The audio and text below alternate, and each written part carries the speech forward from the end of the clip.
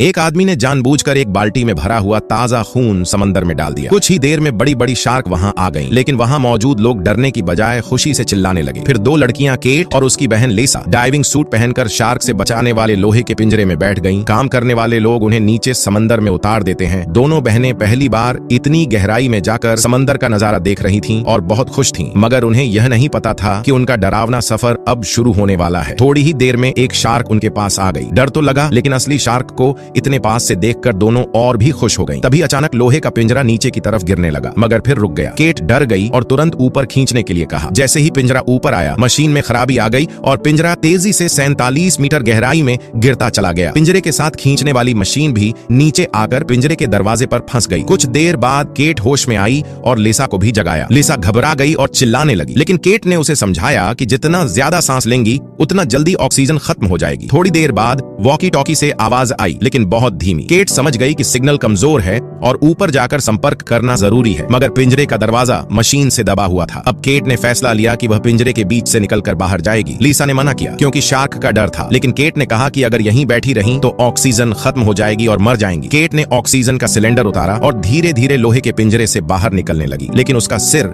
वहीं फंस गया। बहुत कोशिश की, लेकिन नहीं निकला। फिर उसने मास्क उतारकर तेजी से निकलने की कोशिश की। गहराई की वजह से उसे सांस लेने में भी दिक्कत हो रही थी। ऊपर से मास्क की रस्सी में गांठ भी लग गई थी, लेकिन आखिर में उसने मास्क पहन लिया और सिलेंडर लगा लिया। उसके बाद केट ने पिंजरे के दरवाजे पर फंसी मशीन हटाई और जल्दी जल्दी ऊपर की तरफ तैरने लगी। लेकिन वो पिंजरे से ज्यादा दूर नहीं जा सकती थी, क्योंकि शार्क कभी भी आ सकती थी। चारों तरफ अंधेरा था, लेकिन उसके पास कोई और रास्ता नहीं था। काफी देर तैरने के बाद आखिरकार केट ने ऊपर वालों से संपर्क कर लिया। उसने उन्हें अपनी हालत बताई और ऊपर वालों ने कहा कि वे लोग तुरंत रेस्क्यू टीम भेज रहे हैं।